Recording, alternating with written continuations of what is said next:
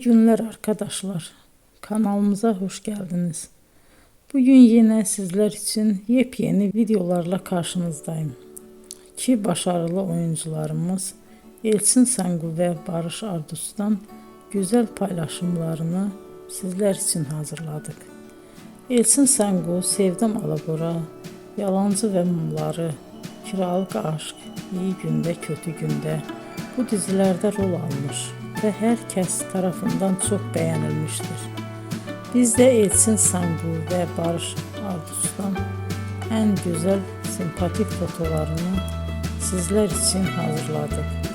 Bu karelerin devamını istiyorsanızsa emeğe saygı olarak kanalımıza abone olup yorum yazmayı unutmayın arkadaşlar. Teşekkür ederim.